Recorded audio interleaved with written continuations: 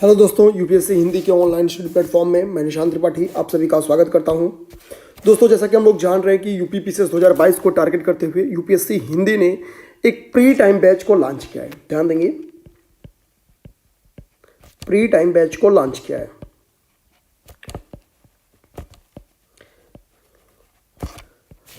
इस pre time batch में अब तक हम लोगों ने एंशिएंट हिस्ट्री की क्लासेस कर चुके हैं और अब हमारी मेडिवल हिस्ट्री स्टार्ट है। मेडिवल हिस्ट्री की क्लासेस मैं आपको कराऊंगा, ठीक है, इस चीज को ध्यान देना है। अच्छा, मेडिवल हिस्ट्री की क्लासेस करने के पहले ध्यान दें कि इसके सबसे अच्छी बात क्या है कि यूपीएससी और यूपी पीसीएस का यहाँ पे सेम पैटर्न है, ठीक है।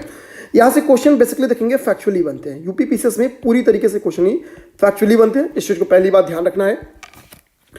अब हम लोग थोड़ा सा देखेंगे कि कैसे पैटर्न पे क्वेश्चंस आते हैं मेडिवल पीरियड में। तो अगर हम लोग मध्यकालीन भारत का इतिहास देख रहे हैं, ठीक, 2 मिनट का बस टाइम देंगे ताकि मैं बेसिक आप लोग को समझा सकूं, ठीक है। थोड़ी स्पीड मेरी तेज रहेगी। पहली क्लास ध्यान देंगे, मैं डेली कोशिश करूंगा कि आपको 2 क्लास देने का, ठीक है। तो क्लासेस 1.5 घंटे के बजाय मैं कोशिश करूंगा कि 45-45 मिनट की 2 क्लासेस मिल जाए, ठीक है, ताकि क्लास की क्वालिटी भी रहेगी और आप लोगों को भी सुनने में सहूलियत रहेगी, ठीक है। तो मध्यकालीन भारत का इतिहास, ठीक है। अब देखेंगे कि जो मध्यकालीन भारत का इतिहास है इसमें बेसिकली क्या आता है, दिल्ली सल्तनत आती है, क्योंकि ये पहली ओरिएंटेशन क्लास भी है और इसी में हम लोग बेसिक समझेंगे। अभी क्लास भी इसी में स्टार्ट है, ठीक है, और इसी से क्वेश्चन भी आएगा। जो अभी हम लोग बात कर रहे हैं यहां से क्वेश्चन आने वाला है, तो आप लोग तैयार रहेंगे, ठीक है। पहला दिल्ली सल्तनत हम लोग पढ़ते हैं, दूसरा इसी में हम लोग मुगल काल पढ़ते हैं और इसी मुगल काल का अंत होता है तो आपका आ जाता है मॉडर्न हिस्ट्री, ठीक है। तीसरा इसी में हम लोग क्या करेंगे, भक्ति एवं सूफी आंदोलन पढ़ेंगे, भक्ति एवं सूफी आंदोलन। यहां से भी यूपी पीसीएस क्वेश्चन पूछती है, तो अभी आप लोग 2 मिनट का टाइम देंगे ताकि मैं ट्रेंड एनालिसिस आप लोग को करा सकूं। ध्यान देंगे, ईयरली अगर हम लोग देखें तो ईयरली 7 से 8 प्रश्न यहां से पूछे जाते हैं, 7 से 8 प्रश्न। अब एक चीज देखिए, दिल्ली सल्तनत क्या है और यहां से इन दोनों जगहों से 2 प्रकार के क्वेश्चन पूछे जाते हैं। पहला जो यहां से क्वेश्चन पूछा जाता है वो राजनीतिक विकास क्रम के ऊपर पूछा जाता है। राजनीतिक के साथ से प्रशासनिक भी कर लेते हैं, तो राजनीतिक एवं प्रशासनिक विकास क्रम, राजनीतिक एवं प्रशासनिक विकास क्रम। एक तो राजनीतिक एवं प्रशासनिक विकास क्रम के ऊपर पूछा जाता है। दूसरा यहां से क्वेश्चन क्या बनते हैं, ध्यान देंगे, तो एक तो यहां से राजनीतिक एवं प्रशासनिक विकास क्रम के ऊपर से पूछते हैं और दूसरी यहां पे जो डेवलपमेंट होती है, आर्ट एंड कल्चर की डेवलपमेंट है, यहां से क्वेश्चन पूछते हैं। 2 चीज के क्वेश्चन यहां से बनते हैं। अब हम लोग क्या करते हैं, थोड़ा सा आर्ट एंड कल्चर में बेसिकली कल्चर को छोड़िए, आर्ट को उठा के इधर रखते हैं। आर्ट से क्वेश्चन कैसे बनते हैं इस चीज को समझेंगे। आर्ट से क्वेश्चन यहां पे 2 टाइप के बनते हैं। इस ड्यूरेशन में जो स्थापत्य में विकास हुआ है उसके ऊपर क्वेश्चन बनता है, और यहां पे जो आपके चित्रकला का विकास हुआ है,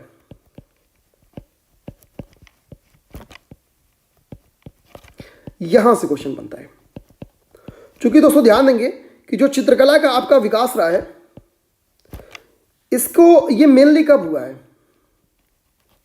मुख्यतः यह आपका मुगल काल में हुआ है। मुगल काल में इसका विकास हुआ है। अगर हम लोग स्थापत्य को देखेंगे तो स्थापत्य का विकास दिल्ली सल्तनत यानी डीएस और मुगल, इन दोनों ही पीरियड में हुआ है। एमयू मतलब मुगल लिखते हैं या मुगल पूरा लिख देते हैं। पेन और इरेजर थोड़ा छोटा कर लेते हैं,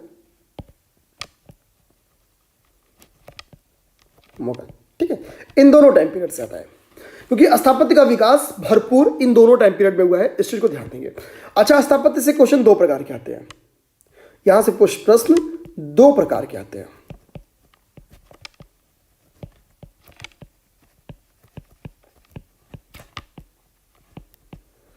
पहला प्रकार क्या है यहां से प्रश्न पूछने का, तो ध्यान देंगे, एक तो डायरेक्टली है किसने बनवाया, यानी XYZ स्थापत्य का निर्माण किसने किया। एक तो इस टाइप से बनता है, दूसरा इसका एक कालानुक्रम के ऊपर क्वेश्चन बनता है। ये दो यहां का ट्रेंड एनालिसिस है। अब हम लोग क्या कहते हैं मुगल काल में, तो मुगल काल में बेसिकली देखेंगे कि कौन कौन से मुख्यतः चित्रकार रहे हैं, ठीक है, इनके ऊपर क्वेश्चन पूछ देता है। और जो कुछ स्पेशल विशेषताएं हैं, ठीक है, जो विशेष विशेषताएं हैं,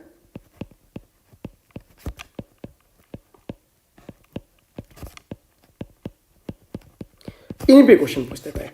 तो ये बेसिकली मेडुअल हिस्ट्री का ट्रेंड रहता है और इसी ट्रेंड से 7 से 8 प्रश्न आते हैं। आप लोग 2021 का पेपर उठा के देख सकते हैं, ठीक है। अच्छा, अब हम लोग क्या करेंगे, सबसे पहले हम लोग दिल्ली सल्तनत को उठाएंगे, ठीक है, दिल्ली सल्तनत को पढ़ेंगे। हालांकि दिल्ली सल्तनत को पढ़ने के पहले एक्चुअली हम लोग देखेंगे तो जो अपनी मेडुअल हिस्ट्री है,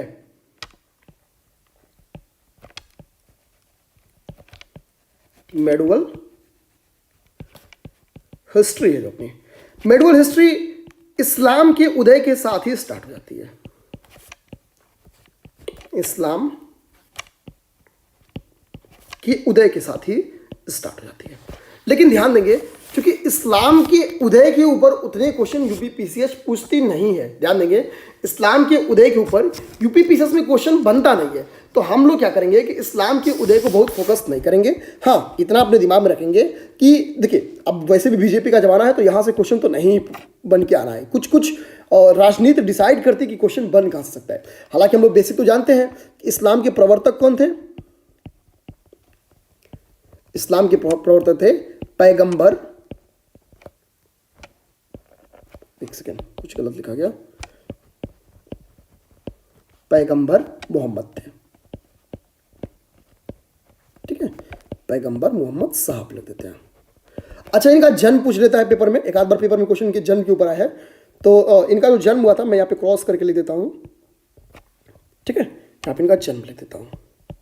तो इनका जन्म 570 में हुआ था, 570 एडी में हुआ था, 570 ईस्वी में हुआ था। इस चीज को ध्यान देंगे, ठीक है, 570 एडी में हुआ था। अब इनके पिता माता इन लोग के नाम को हम लोग नहीं याद करेंगे, ठीक है, इस चीज को ध्यान में रखना है आप लोग को, ठीक है। इनके जो उपदेश थे क्या थे, अब ये इतनी डिटेल में क्वेश्चन बन के नहीं आता है, इस चीज़ को ध्यान में रखेंगे अपने लोग, ठीक है। क्योंकि हम लोग को जहाँ से क्वेश्चंस पूछते हैं हम लोग वहाँ फोकस करेंगे, क्योंकि ये क्रैश कोर्स है, ना कि ये मेडुअल की क्लास है। इस चीज़ को हम लोग अपने दिमाग में रखेंगे, ठीक है। समय के साथ हम लोग को ये भी पता है कि इस्लाम में विभाजन हुआ था, शिया हो गए थे, सुन्नी हो गए थे, ठीक है। तो चलिए हम लोग क्या करते हैं, अपनी एक्चुअली जो यूपीपीसीएस की एंशिएंट है वो स्टार्ट का होती है, यानी हम लोग कह सकते हैं जो आयोग की एंशिएंट है और मेडुअल है वो कहाँ से स्टार्ट होती है।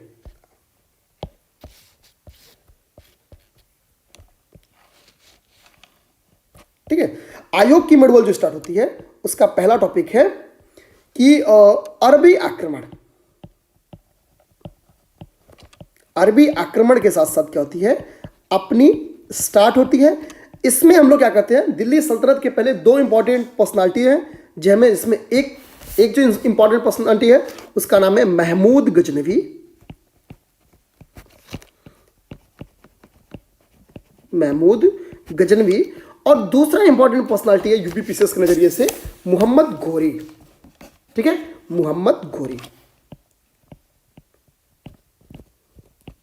मोहम्मद घोरी, ये दो यूपीपीसीएस के फेवरेट टॉपिक हैं दिल्ली सल्तनत के पहले, और इनको हम लोग क्या करेंगे, अच्छे से पढ़ लेंगे। ठीक है, इसको हम लोग अच्छे से पढ़ लेंगे। ये लिख लेते हैं अच्छे से, ये इस बुक में दिया गया भी है। आप लोग बताइए, घटना चक्र की प्रस्तुति है। तो ये बेसिक था, आप लोग समझ गए। अच्छा, अब हम लोग आते हैं यहाँ पे, थोड़ा सा देखते हैं। तो अगर हम लोग यहाँ से पढ़ना स्टार्ट करें, देखना स्टार्ट करें, तो पहले क्या पता है कि अरबों के आक्रमण, आप लोग को स्क्रीन पे दिख रही होगी, अरबों का आक्रमण। मैं इसको क्या करता हूँ, हाईलाइट करता हूँ। ठीक है, अरबों के आक्रमण के बारे में मेरे दोस्तों ध्यान देंगे, जो जानकारी हमको मिलती है वो चचनामा से मिलती है और किताब फुतुह अल बल्दा से मिलती है। ध्यान देंगे दोस्तों, जो किताब फुतुह अल बल्दा या बल्दान है, ये बलधूरी के द्वारा लिखी गई थी। ठीक है, यहां पे ध्यान देंगे आप लोग, ये बलधूरी के द्वारा लिखी गई है। बलधूरी, ये बलधूरी कृत है, या हम लोग कह सकते हैं बलधूरी के द्वारा लिखी गई है। इस चीज को ध्यान देंगे, ये बुक जो है बलधूरी के द्वारा लिखी गई है। ये बलधूरी के द्वारा, और चचनामा अज्ञात लेखक है, इनकी जानकारी नहीं है कि किसके द्वारा लिखी गई है, ये अज्ञात लेखक है। इन दोनों लोगों के द्वारा ये जो बुक्स है, ये बुक्स बेसिकली अरबों के आक्रमण के बारे में जानकारी देती है। अच्छा, हम लोग अरब के आक्रमण में पढ़ते हैं तो पहला एक असफल आक्रमण था, लेकिन उसके बाद से एक सफल आक्रमण होता है। ठीक है, वो असफल आक्रमण कौन करता है? तो जो पहला सफल आक्रमण होता है वहां से हम लोग पढ़ना स्टार्ट करेंगे, जो कि मोहम्मद बिन कासिम के द्वारा वर्ष 1712 में की गई थी। हाँ, यहां पे कुछ बुक में विवाद है कि 1712 और 1711 में, हालांकि ध्यान देंगे 1711 और 12 जब दोनों ऑप्शन में रहेगा तो हम लोग 1712 को टिक करेंगे, और अगर वैसे ऑप्शन में केवल 1711 या 1712 में से कोई एक रहेगा तो इनमें से किसी एक को टिक करेंगे। ठीक है, इस चीज को ध्यान देंगे। यूपीपीएससी से यहां से क्वेश्चन पूछी हुई है, मैं इसलिए फोकस करा रहा हूं। दो बुक्स यहाँ पे मतभेद है 11 और 12 में। ठीक है, अब हम लोग क्या करते हैं, थोड़ा सा स्टार्ट लेते हैं और इसको मैं मिटाता हूं। ठीक है, जो बेसिक है मैंने कुछ बता दिया है, जैसे इस्लाम के प्रवर्तक कौन थे, इनका उदय कब हुआ था, हजरत मोहम्मद की मृत्यु आप लोग देख लीजिए 632 में हुई थी। भारत का, ये बहुत बेसिक सा फैक्ट है, क्लास 6 के एनसीईआरटी में जाता है कि भारत का नाम हिंदुस्तान कैसे पड़ा, किसने, यूनानी भारत को क्या कहते थे, हिंदू शब्द का यूज किसने किया। ठीक है, तो भारत का जो नाम है हिंदुस्तान ईरानियों के द्वारा रखा गया, ये वेरी इंपॉर्टेंट है। ठीक है, हिंदुस्तान का जो नाम है ईरानियों के द्वारा रखा गया। यूनानी इसे इंडिया कहते थे, यूनानी इसे इंडिया कहते थे। ठीक है, इस चीज को ध्यान देंगे। और हिंदू शब्द का उद्भव अरबों के द्वारा हुआ है। एक्चुअली अरब लोग क्या कहते थे कि सिंधु के इस पार रहने वाले हर एक व्यक्ति विशेष को हिंदू कहते थे। ठीक है, सिंधु एक्चुअली वो बोलना चाहते थे, लेकिन 100 की जगह पे वो उनका उच्चारण ह से होता था, और इसी के कारण सिंधु के उस पार रहने वाले सभी शख्स को हिंदू कहते थे। तो हिंदू अपने आप में एक न्यूट्रल वर्ड है, इससे समझ में आता है। ठीक है, ये कोई रिलीजियस वर्ड नहीं है, एक न्यूट्रल वर्ड है, इससे हम लोग को समझ में आता है। अच्छा, हम लोग जब अरब आक्रमण को देखते हैं तो जो अरब आक्रमण होकर या तुर्कों का आक्रमण कर लें, ठीक है, तो मोहम्मद बिन कासिम के द्वारा क्या किया था, 1712 में किया गया था, इसको हम लोग देख लिए। और जब सिंधु पे यह आक्रमण हुआ था, जो पहला आक्रमण हुआ था वो सिंधु पे हुआ था। जिस वक्त सिंधु पे यह आक्रमण हुआ था उस वक्त यहाँ पे एक हिंदू राजा था, उसका नाम था दाहिर। ठीक है, यहाँ पे नाम देखिए लिखा हुआ भी है, इसका नाम दाहिर था। दाहिर यहाँ पे शासन करता था, और बिन कासिम से दाहिर की क्या हो जाती है, पराजय हो जाती है, यानी मोहम्मद बिन कासिम जीत जाएगा। अच्छा, ध्यान दीजिए, सबसे पहले रिजल्ट क्या निकलेगा, उस चीज को फोकस करेंगे। तो रिजल्ट ये निकलता है कि आक्रमण के उद्देश्य क्या थे, ये पता करना। तो चूंकि आक्रमण का उद्देश्य, सबसे बड़ा उद्देश्य क्या था, अरबों के आक्रमण का प्रथम उद्देश्य था धन संपदा को लूटना, क्योंकि भारत उस वक्त धर्म संपदा से युक्त देश था। तो पहला एम क्या था, पहला एम था धन संपदा की लूट, धन संपदा की लूट। एक तो इनका ये टारगेट था। सेकेंड इनका टारगेट था धर्म का प्रचार, धर्म प्रचार, क्योंकि जो बगदाद का खलीफा था वो भाई खलीफा है, भेजेगा वो लोग युद्ध पे, तो कहेगा भाई जी तो जाना, तो क्या करना, इस्लाम का प्रचार करना वहां पे। ठीक है, जैसे देखेंगे जब सिंधु वाले क्षेत्र में क्या होता है कि कासिम की विजय होगी, तो यहां पे क्या करेगा, जजिया कर लगा देगा। जजिया कर क्या है, एक धार्मिक कर था, यहां पे क्या करेगा, जजिया कर को स्टेब्लिश करेगा, यानी जजिया कर लगाएगा। ठीक है, इस चीज को ध्यान देंगे, यहां पे ये क्या करेगा, जजिया कर लेगा। तो पेपर में क्वेश्चन आ सकता है कि भारत में पहली बार जजिया कर किसने लगाया था, तो मोहम्मद बिन कासिम ने सिंध क्षेत्र पे लगाया था। इस चीज को ध्यान में रखना है। अच्छा, अब यहां से हम लोग थोड़ा सा आगे चलेंगे और गजनवी वंश में चलेंगे। तो जो गजनवी वंश की न्यू है वो देखेंगे मोहम्मद गजनवी के द्वारा रखी गई थी।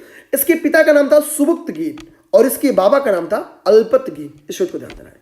ठीक है, अब जो अल्पतगीन था, ध्यान देंगे, जो बेसिकली मोहम्मद गजनवी क्या था, तो गजनवी एक चीज ध्यान देंगे, एक तो तुर्की था, अपने दिमाग में रखेंगे कि तुर्की का निवासी था। ठीक है, और इसका जो अल्पतगीन, इसके सुबुक्तगीन कह लीजिए, सुबुक्तगीन इसके पिताजी का नाम था। ठीक है, सुबुक्तगीन क्या था कि गजनी राज्य की स्थापना की थी इन्होंने, सॉरी गजनी वंश की स्थापना की थी, गजनी वंश की स्थापना की थी। और गजनी राज्य की स्थापना किसने की थी, अल्पतगीन ने की थी। अल्पतगीन ने इस राज्य की स्थापना की थी। देखिए आपको ऊपर लिखा हुआ भी है कि जो अल्पतगीन है उसने गजनी राज्य की स्थापना की, सुबुक्तगीन ने इसके संस्थापक है, यानी गजनी वंश के संस्थापक है। अब बात क्या है, महमूद गजनवी इंपॉर्टेंट क्यों है। ठीक है, पहली बात तो हम लोग ऐसा पढ़ते हैं, मेडुअल पीरियड में देखेंगे कि वर्ष 998 में या 1000 के करीब में लोग देखेंगे ये शासन में आता है। 998 से 1030 तक ये शासन करेगा। ठीक है, 998 से। अब ध्यान देंगे, महमूद गजनवी एक ऐसा शासक है, ध्यान देना इस बात को, जिसने भारत पर इलियट महोदय के अनुसार 17 बार आक्रमण किया है। अब समझिए, भारत पर 17 बार आक्रमण किया है। हालांकि आक्रमण का उद्देश्य यहाँ पे फिक्स है कि लूटपाट करना था, ठीक है। जैसे एक न्यूज के हिसाब से या हम लोग किसी खबर के हिसाब से इसने सोमनाथ मंदिर को लूटा था। आप समझ जाइए कि सोमनाथ मंदिर को इसने लूटा था। तो ये इस चीज को अपने दिमाग में रखना है कि इसने क्या है, सोमनाथ मंदिर को लूटा था, ठीक है। जिस वक्त आप ध्यान दीजिए, जिस वक्त महमूद गजनवी ने सोमनाथ मंदिर को लूटा था, पेपर में क्वेश्चन आता है कि उस वक्त यहाँ का शासक कौन था, तो भीमदेव प्रथम यहाँ का शासक था। देखिए ये सब चीज यहाँ पे लिखी नहीं है, ये सब चीज वैल्यू एडिशन है, यहाँ पे बताई जा रही है आपको। भीमदेव प्रथम के शासनकाल में ऐसा हुआ था, शासनकाल में भीमदेव प्रथम के शासनकाल में हुआ था। और ये जब इसको लूटता है तो उस मंदिर को नष्ट कर देता है। तो पेपर में एक बार ये भी क्वेश्चन आए थे कि सोमनाथ मंदिर का पुनर्निर्माण किसने करवाया, ये भी यूपी पीसीएस में क्वेश्चन आया हुआ है। तो चूंकि यहाँ का शासक कौन था, यहाँ का शासक खुद भीमदेव प्रथम था, तो इसी भीमदेव प्रथम ने इसको क्या है, इसका निर्माण भी कराया है। ध्यान देंगे, इसका निर्माण भी कराया है। ये चीज आप लोग को दिमाग में रखनी है। अब एक चीज ध्यान देंगे, यहाँ पे बगदाद की खलीफा ने इसको कुछ उपाधियां दी, ठीक है। ध्यान देंगे, बगदाद के खलीफा का नाम क्या था, आपको याद नहीं रखना है बस समझने के लिए। तो बगदाद के खलीफा का नाम था अल कादिर बिल्लाह, ठीक है, अल कादिर बिल्लाह, अल कादिर बिल्लाह।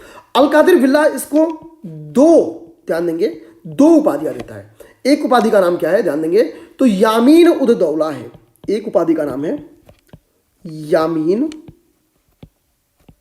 उद दौला है, ठीक है।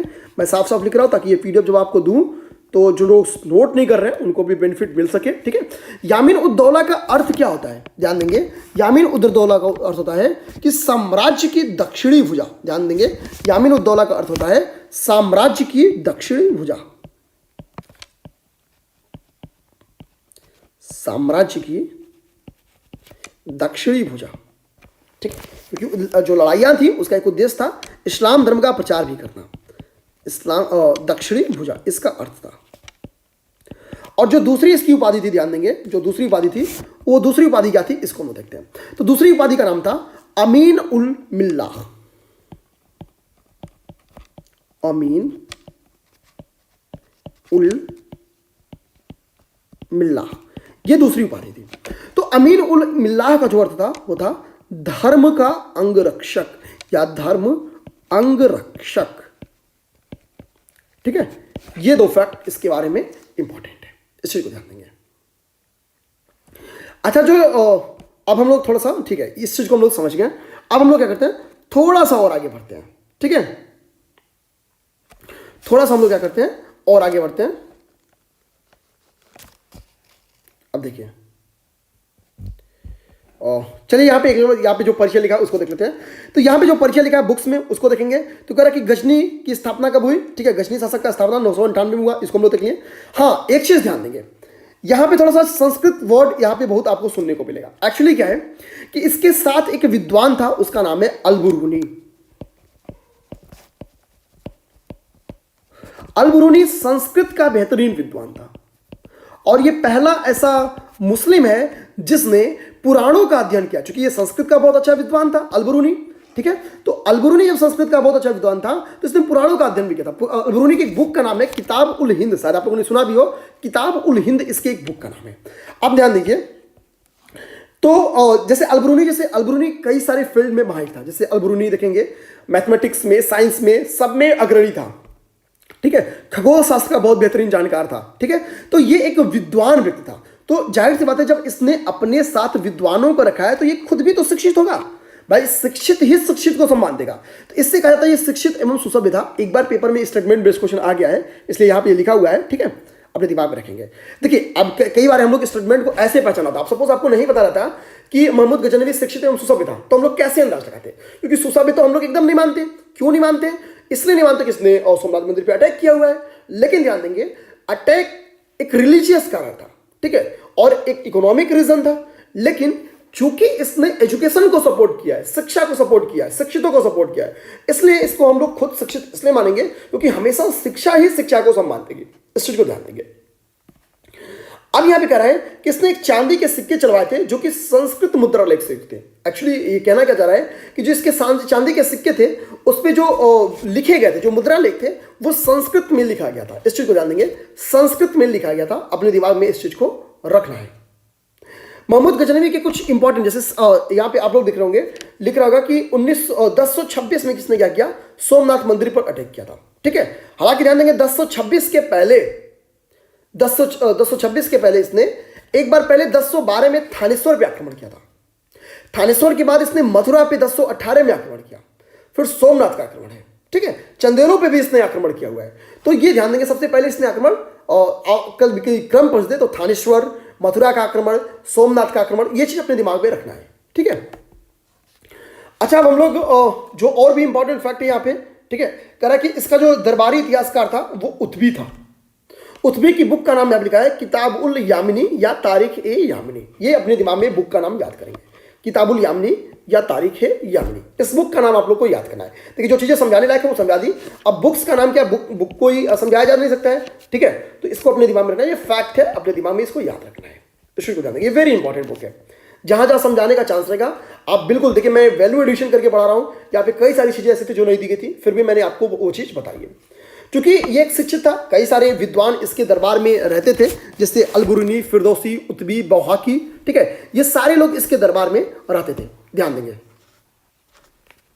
यहां पे एक इतिहासकार है, ये वेरी इंपॉर्टेंट इतिहासकार है, इसको यहां पे मैं हाईलाइट कर देता हूं। बौहाकी, बौहाकी क्या है, तारीख ए सुबुक्तगीन का लेखक है। सुबुक्तगीन कौन था, तो इसका पिता था, मैंने पहले ही आपको बता दिया है, महमूद गजनवी का पिता था।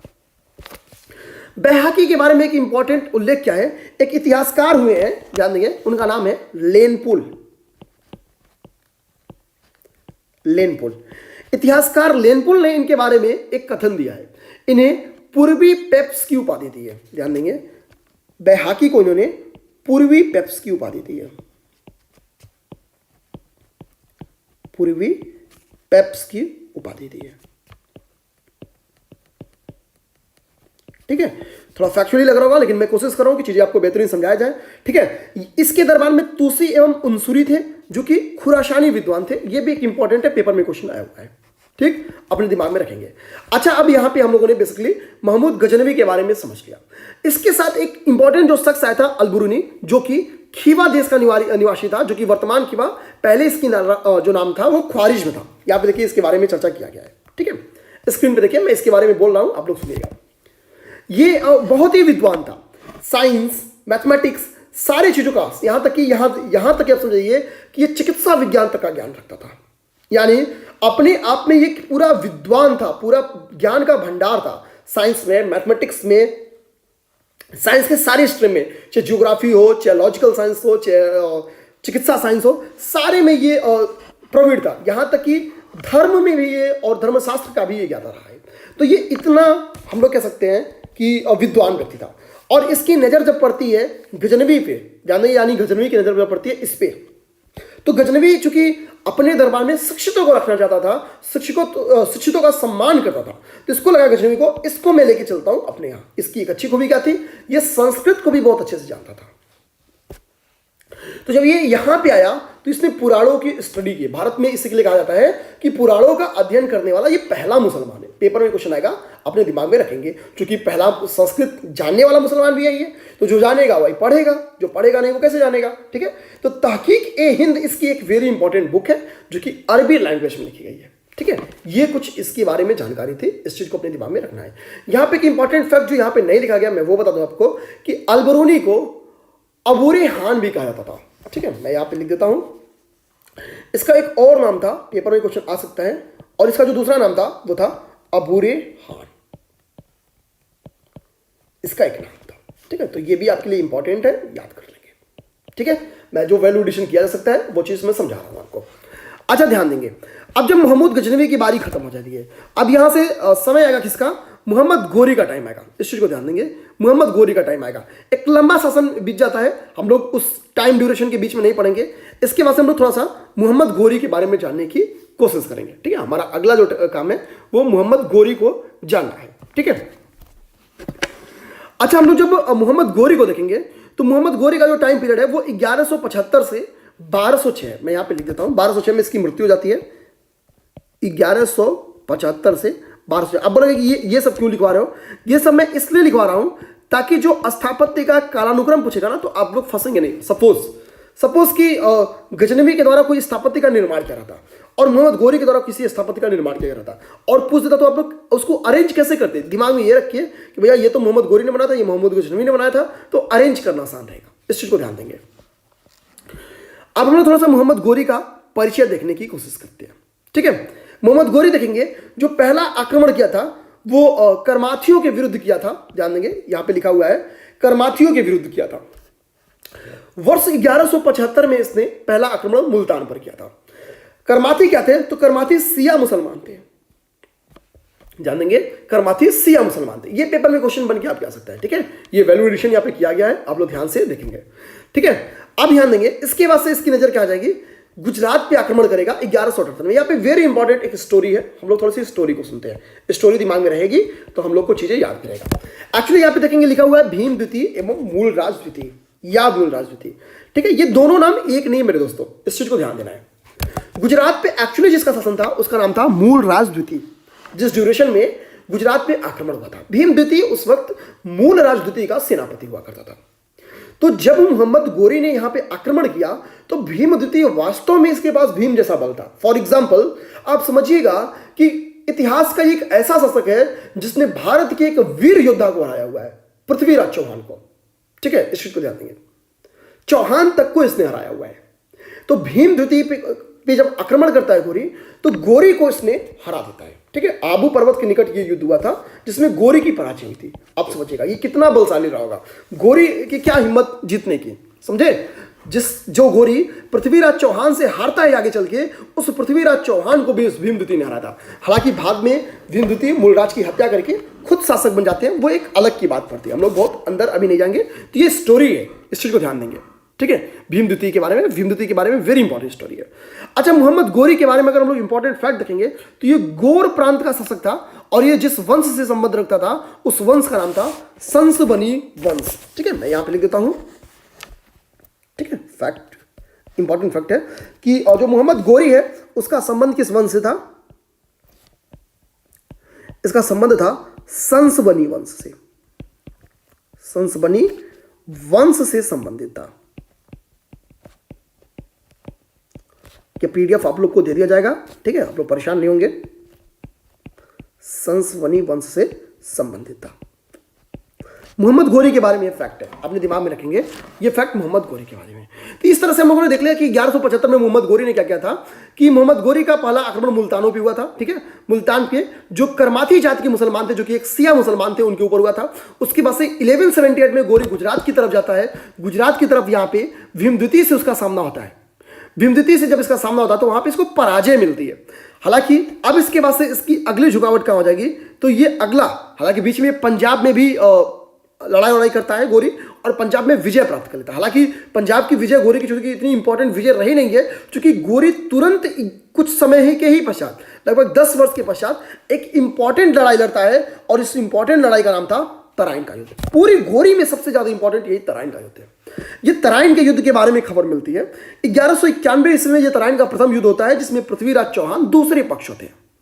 पृथ्वीराज चौहान से इनकी घनघोर लड़ाई होती है और इसमें पहली लड़ाई में तराइन की फर्स्ट वार में गोरी हार जाता है और इतिहासकार कहते हैं कि गोरी भागता है। ठीक है, इस लड़ाई में जो सेनापति था पृथ्वीराज चौहान था, उनका नाम था गोविंद राय। ये इंपॉर्टेंट है, बहुत बहादुर था। इसी गोविंद राय की द्वितीय तराइन के युद्ध में हार हो जाती है, मर जाता है, जिसके परिणाम स्वरूप हम लोग देखेंगे तराइन का द्वितीय युद्ध जो है वो पृथ्वीराज चौहान वर्ष 1192 में हार जाते हैं। ठीक है, क्योंकि इनका जो सबसे महत्वपूर्ण, सबसे विश्वासपात्र और सबसे वीर जो सेनापति था उसकी भी मृत्यु इस लड़ाई में हो जाती है। ठीक है, तो 1191 का जो तराइन का प्रथम युद्ध था, कहा जाता है कि गोरी हार गया था और गोरी भागने लगा था। लेकिन जब गोरी भागने लगा था तो इन्होंने बहुत रिस्क नहीं लिया, छोड़ दिया, बस भाग रहे हो भागो, कोई बात नहीं है, पीठ पे वार नहीं करेंगे। लेकिन गोरी समय नहीं लेता है, 1192 में फिर से अपनी सेना कलेक्ट करेगा और पृथ्वीराज चौहान पे दोबारा अटैक करेगा। पृथ्वीराज चौहान पूरी तरीके से अभी सतर्क नहीं हो पाते हैं। ऑलरेडी तराइन के प्रथम युद्ध में बहुत सारे सैनिक मारे गए रहते हैं। ठीक है, खुद इनका जो सेनापति था जिसका नाम था गोविंद राय, वो भी घायल था, उसको भी काफी चोटें थी, वो भी पूरी तरह से रिकवर नहीं हो पाया था। और जस्ट इसी बीच में आपको तराइन का सेकेंड वार लड़ना पड़ता है और परिणाम ये रहता है कि गोरी की विजय होती है। गोरी की विजय के साथ ही क्या है कि भारत में मुस्लिम शक्ति की स्थापना होती है। ठीक है, गोरी की विजय। अच्छा, इतिहासकार एक बात और कहते हैं कि इस पूरी लड़ाई में एक जयचंद नामक शासक ने गोरी की मदद की थी। जयचंद इतिहास का पहला ऐसा साला है, ठीक है, जिसकी जीजा से दुश्मनी थी। एक्चुअली यहां पे पृथ्वीराज चौहान, पीआर से यानी पृथ्वीराज चौहान जीजा थे किसके? जयचंद के। अब देखिए होता क्या था। अब यहां पे बात थोड़ी सी एक मजाकिया स्टोरी क्या है, इनकी एक बहन थी, किसकी? जयचंद की। जयचंद की जो सिस्टर थी ना, जयचंद की सिस्टर कहती थी जीजा से, किससे? यानी पृथ्वीराज चौहान से बहुत प्यार करती थी। ठीक है, और कहती थी प्यार किया तो डरना क्या। हालांकि जयचंद कहता था ये डरना है, मैं, ये अमरीशपुरी था उस टाइम का, समझ गए? अमरीशपुरी था। अब क्या है कि पृथ्वीराज चौहान से डायरेक्टली लड़ नहीं पाया। ठीक, तो ये क्या करेगा कि तीसरा बंदा ढूंढेगा। तीसरा बंदा जब ढूंढेगा तो मोहम्मद गोरिस को दिखेगा। गोरिस कहेगा बेटा एक काम करो, पृथ्वीराज चौहान को हराओ, 6 इंच इसको छोटा करो, फिर मैं क्या करता हूं कि बहुत उसका इंपॉर्टेंट, मतलब बेसिकली इसकी जो राजवंश है, जो उसका क्षेत्र था, उस क्षेत्र की बहुत वर्णन करेगा। बोलेगा कि बहुत सारी धन संपदा है और इसको यही सब चीज चाहिए था। किसको? गोरी को। गोरी जयचंद्र अपनी सेना भी जीता है। ठीक है, और जब सेना देगा तो फाइनली जीत जाता है। लेकिन ध्यान देंगे, कहा जाता है कि कभी दुश्मन का मदद मत करिए, इस चीज को ध्यान देंगे। जयचंद इस बात को समझ नहीं पाया। गोरी की महत्वाकांक्षा इतनी बढ़ गई और ये सोचता है कि जब इतने वीर का ये नहीं हुआ, किसका? जयचंद, तो जयचंद मेरा क्या होगा। और एक सिर्फ 2 ही वर्ष बाद एक चंदावर का युद्ध होता है। सिर्फ 2 वर्ष बाद एक चंदावर का युद्ध होगा 1194 में। 1194 में इस जयचंद की हत्या कर देगा। कौन? गोरी, क्योंकि गोरी की विजय होगी और जयचंद की हत्या होगी। यहां पे ध्यान देंगे, इतिहासकार कई बात बोलते हैं कि जो 1192 में चंदावर का तराइन का युद्ध हुआ था, कुछ लोग कहते हैं कि तत्काल में पृथ्वीराज चौहान को मार दिया गया, कुछ लोग कहते हैं नहीं उनको बंदी बनाया गया। हालांकि उनके साथ मिलजुल कर शासन किया गया, क्योंकि मोहम्मद गोरी ने उस टाइम जो क्वाइंस चलाए थे ना, उस क्वाइंस की एक विशेषता मिलती है। इसे देखेंगे, ये विशेषता देखिए। ठीक है, क्वाइंस की क्या विशेषता मिलती है कि इस क्वाइंस पर एक तरफ देवी लक्ष्मी की आकृति मिलती है और दूसरी तरफ अरबी में कलमा खुदा हुआ होता है। ठीक है, लक्ष्मी की आकृति ऐसा माना जाता है, यह प्रतीक है कि पृथ्वीराज चौहान का, ठीक है, और कलमा खुदा है, यह है मोहम्मद गोरी का। ऐसा बताता है कि मिलजुल कर इन दोनों लोगों ने शासन चलाया था। ठीक है, हालांकि बाद में पृथ्वीराज चौहान की हत्या हो जाती है। ठीक है, ये ऐसा माना जाता है। हालांकि चूंकि ओवरऑल शासक कौन था? मोहम्मद गोरी था, तो माना जाता है कि ये सिक्का मोहम्मद गोरी का होगा। ठीक है, तो पेपर में अगर ये क्वेश्चन आए कि किसके क्वाइंस में एक तरफ देवी लक्ष्मी की चित्र थी और दूसरी तरफ कलमा खुदा हुआ था, तो मोहम्मद गोरी का। ठीक है, आप लोग उम्मीद करते हैं ये चीज समझ पाएंगे। तो मोहम्मद गोरी की 3 इंपॉर्टेंट लड़ाई है, तराइन प्रथम, तराइन द्वितीय, चंदावर का युद्ध। गुजरात विजय तो हम लोग समझ गए, गुजरात की क्या कांड पूरा क्या होती है। ठीक है, तो तराइन के प्रथम में और चंदावर, तराइन के प्रथम में इसकी हार होती है, बाकी तराइन के द्वितीय में और चंदावर के युद्ध में, इस दोनों में इसकी विजय होती है। ठीक है, अच्छा थोड़ा टाइम देंगे, एक्चुअली बस 10 सेकंड का मुझे टाइम देंगे। मैं थोड़ा सा पानी पी लेता हूँ, ये मेरा गला बैठने सा लग रहा है। ठीक है, बस 10 सेकंड का टाइम।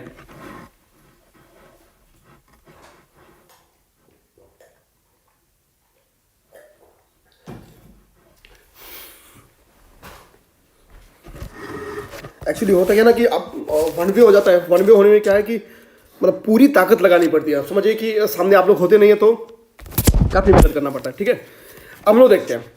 अब गोरी क्या होता है भैया? गोरी इतना चीज तो जीत उत लिया था।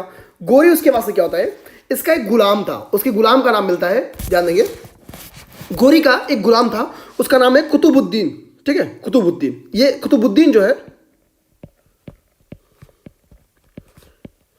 कुतुबुद्दीन गुलाम था, किसका? गोरी का।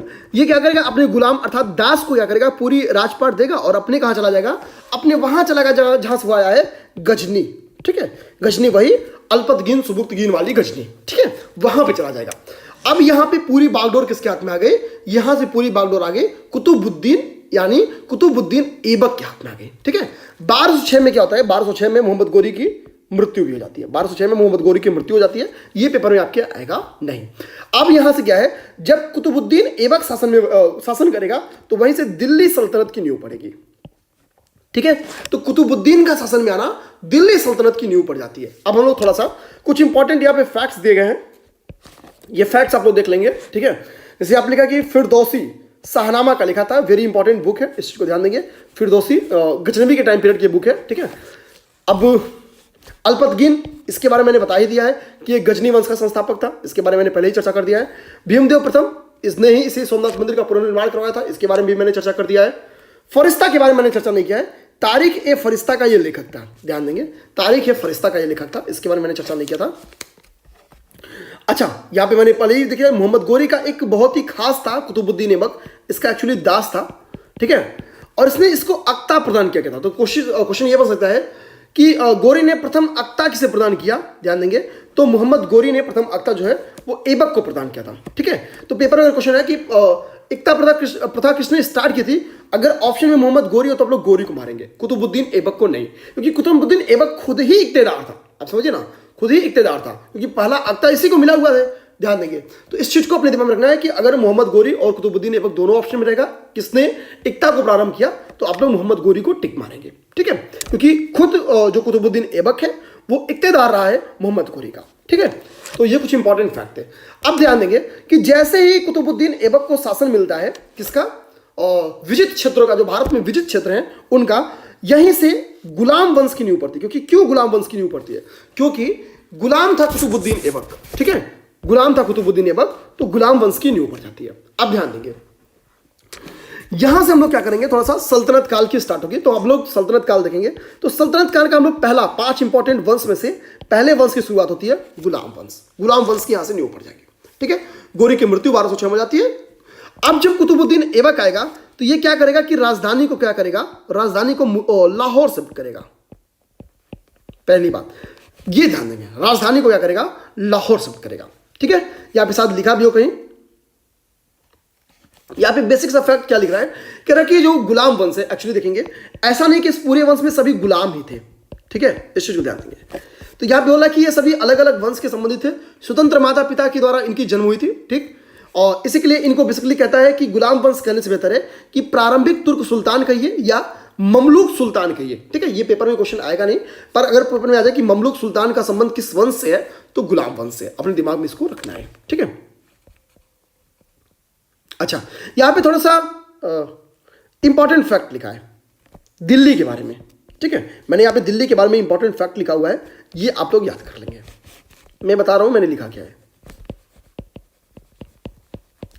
देखिए यहां पे लिखा हुआ है कि दिल्ली की स्थापना किसने की थी, तो अनंगपाल तोमर के द्वारा इसकी स्थापना की गई थी, और दिल्ली का जो पहले नाम था वो था योगिनीपुर, योगिनीपुर इसका नाम था, ठीक है। ये 2 फैक्ट है, आप लोग दिमाग में रखना है और याद कर लेना है। अब देखिए यहां से अब बात शुरू हो जाती है सल्तनत काल की। सल्तनत काल 1206 से 1526 तक चलता है। मैं यहां पर लिख दूं,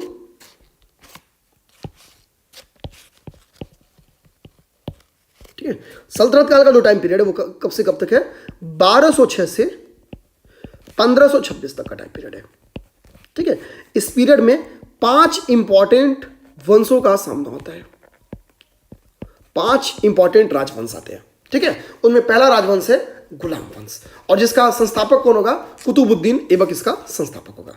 अब यहां पे हम लोग क्या करते हैं, कुतुबुद्दीन ऐबक के बारे में थोड़ा परिचय लेते हैं, ठीक है। कुतुबुद्दीन ऐबक को जानने की कोशिश करते हैं। तो कुतुबुद्दीन ऐबक के बारे में कहा जाता है कि भारत में इसने तुर्की राज्य का संस्थापक किया, बस इसलिए संस्थापक माना जाता है कि तुर्की राज्य का इसने स्थापना किया। इस चीज को ध्यान में रखेंगे। हालांकि ध्यान में रखना क्या है दोस्तों, इस चीज को कि सिंहासन पर जब ये बैठता है तो इसने सुल्तान की उपाधि धारण नहीं की थी, इस चीज को ध्यान देंगे। आजीवन इसने सुल्तान की उपाधि से परहेज रखा, क्योंकि ये गुलाम था और बेसिकली घोरी की बहुत इज्जत करता था, ठीक है। इसलिए घोरी के सम्मान में इसने आजीवन सुल्तान की पदवी से परहेज किया। कोई भी अपने नाम के सिक्के नहीं चलवाए, ये एक बहुत बड़ा त्याग होता है अपने मालिक के लिए, ठीक है। इसने 2 इंपॉर्टेंट पदवी धारण की थी, उसका नाम है मलिक और सिपह सलार, ध्यान देंगे। ये 2 इंपॉर्टेंट पदवी है, इसको इंपॉर्टेंट है, इसको याद कर लेंगे आप लोग। ये इंपॉर्टेंट पदवी है, इसको याद करना है। कुतुबुद्दीन ऐबक के बारे में जो 2 फैक्ट मैंने आपको एक बॉक्स में दिखाया, ये वेरी इंपॉर्टेंट है। आजीवन सुल्तान की पद से इसने परहेज किया है और 2 इंपॉर्टेंट पदवी धारण की है, मलिक और सिपह सलार। ये 2 इंपॉर्टेंट इसने पदवी को धारण किया है। हालांकि जब ये शासन में बैठता है तो ये अपने नाम का खुतबा पढ़वाया है, ध्यान देंगे। जब ये शासन में बैठता है तो ये अपने नाम का क्या है, अपने नाम का खुतबा पढ़वाता है। सुल्तान भले नहीं बनता है, अपने नाम का पद नहीं लेता है, लेकिन अपने नाम का खुतबा पढ़वाता है। खुतबा पढ़वाया। मेडुअल हिस्ट्री में काफ़ी मजा आने वाला है। आप लोग को हंसते खेलते, जहाँ स्टोरीज के माध्यम से जैसे भी हो सकेगा मैं कोशिश करूंगा कि फैक्ट्स को लिंक करूं ताकि आप लोग को समझ में आए, मजा आए। ठीक है, बेसिकली मेरा पर्पस ये है कि पेपर में जब भी क्वेश्चन आए आप लोग उसको टिक कर सके। मेरा यहाँ पे पूरी और पूरी टारगेट यही है, इस चीज को ध्यान देना है आप लोगों ने। ठीक है, कुतुबुद्दीन एक उदार शासक था, केंद्रीकृत प्रवृत्ति का शासक था, लेकिन एक उदार शासक था। उदार शासक ऐसे था कि इसको एक उपाधि दी जाती है और वो उपाधि है लाख बख्श की उपाधि है। देखिए यहाँ पे लिखा होगा कहीं, देखिए यहाँ पे लिखा है। ठीक है, लाख बख्श की उपाधि दी जाती है। लाख बख्श का अर्थ होता है मेरे दोस्तों कि लाखों का ध्यान देने वाला। ठीक है, लाख बख्श का अधिक होता है लाखों का ध्यान देना, यानी बहुत ज्यादा जो दान देता हो, जो लाखों को दान देता हो, अधिक दान देता हो, उसको ये उपाधि मिलती है। ठीक है, यानी इसी कारण इसकी उपाधि दी जाती है। तो कर्ण के बाद से ऐसा माना जाता है कि ये दानकर्ता, ये भी एक दानवीर था, लाख बख्श की उसकी उपाधि धारण की थी। इसकी अगर एक इंपॉर्टेंट बात क्या थी, ये बहुत इंपॉर्टेंट बात थी। ठीक है, इस चीज को आप लोग को ध्यान में देना है। इसकी एक इंपॉर्टेंट बात यह थी कि ये बहुत सुरीली आवाज में कुरान का पाठ करता था। बहुत सुरीली आवाज में ये कुरान का पाठ करता था, ध्यान देंगे। एक्चुअली प्रारंभिक जीवन से हम क्या करेंगे, इसके कुरान के पाठ को लिंक करेंगे और पूरी स्टोरी को आपको समझाते हैं। इसकी प्रारंभिक जीवन मैंने स्क्रीन पे जूम कर दिया। आप देखेंगे कि एक्चुअली पहली बार जो इसका खरीद होता है वो एक काजी थे, उन काजी का नाम था अजीज कुफी। ठीक है, अजीज कुफी। ये काजी क्या करते हैं, इसका क्रय करते हैं, ध्यान देंगे। इस काजी के द्वारा क्रय, ये काजी है। अब ये क्या करता था एक्चुअली, बचपन इसकी शुरू से प्रारंभिक जीवन से या बचपन से हम लोग देखेंगे ये कुरान का पाठ बहुत सुरीली आवाज में करता था और काजी को यही आ गया पसंद। ठीक है, यही भाग गया। ठीक है, अब काजी क्या करेगा, इसका क्रय करेगा, इसको खरीद लेगा और खरीद जब लेता है तो फिर क्या करता है, इसको गजनी लेके जाता है। ठीक है, गजनी लेके जाता है। जब ये गजनी लेके जाएगा तो यही ये गोरी को पसंद आ जाएगा। बाद में गोरी इसको क्या करेगा, गोरी इसको क्रय कर देगा। हालांकि ये बहुत व्यक्तित्व का धनी इंसान था, बहुत बेहतरीन पर्सनालिटी थी, इसके पास योग्यता काफी ज्यादा थी। इसकी योग्यता से गोरी बहुत खुश होगा, क्योंकि गोरी को हमेशा पता था कि भैया शासन अगर चलाना है तो अपने पास योग्य लोग होने चाहिए। और इसने इसको एक इंपॉर्टेंट पद देता है समय के साथ, अमीर ए आखूर का पद। ठीक है, तो पेपर में क्वेश्चन आएगा कि निम्नलिखित में से किसे अमीर ए आखूर का पद दिया था। आप देखिए गोरी का ये क्यों इतना सम्मान करता है, अमीर, क्योंकि पहली बार गोरी ने इसकी योग्यता को परखा था, तो अमीर ए आखूर का पद देता है और इतना करीबी अपना बनाता है। अब ये क्या होता है कि अमीर ए आखूर का पद लेता है, क्योंकि जो इसकी बचपन की कला थी, जो सुरीली आवाज में कुरान का पाठ करना, सुरीली आवाज में, तो जब ये शासन प्रशासन में आएगा, जब गोरी में आएगा, सेंटर में आएगा, गोरी के पास आने का मतलब क्या हो गया, सेंटर में आना। ठीक है, तो गोरी इसको एक उपाधि देगा और वो उपाधि हुई कुरान ख्वां। ध्यान देंगे, ये अदा ख है, वाय खान नहीं है, ख्वां है। ठीक है, कुरान ख्वां यानी सुरीली अंदाज में कुरान का पाठ करने वाला या गाने वाला। ठीक है, इसको ये उपाधि मिलती है। तो कुरान ख्वां की उपाधि किससे मिलती है, उसे मिलती है जिसने कुरान को बहुत अच्छा गाया हो। ठीक है, इस चीज को ध्यान देंगे, या पाठ किया हो। तो हम लोग समझ गए कुरान ख्वां की उपाधि क्यों इसको दी गई थी। मैंने इसकी प्रारंभिक जीवन से लिंक कराया कि काजी को क्यों ये पसंद आया। ठीक है, और ओवरऑल हम लोगों ने बेसिकली इज्जत क्यों इतनी गोरी की करता था, हम लोग ये भी देख लिए। अच्छा, हम लोग आगे देखेंगे। और हालांकि इसकी प्रशासनिक डेवलपमेंट्स बहुत ज्यादा नहीं है, बहुत ज्यादा ये देखेंगे प्रशासनिक डेवलपमेंट्स इसके नहीं है, और इसी के कारण अच्छी बात है हम लोग को इसकी प्रशासनिक डेवलपमेंट पढ़ने नहीं रहते। हालांकि स्थापत्य के क्षेत्र में इसका वेरी इंपॉर्टेंट है। मैंने पहले ही बोल दिया कि स्थापत्य कला पे दिल्ली सल्तनत से भी क्वेश्चंस आते हैं।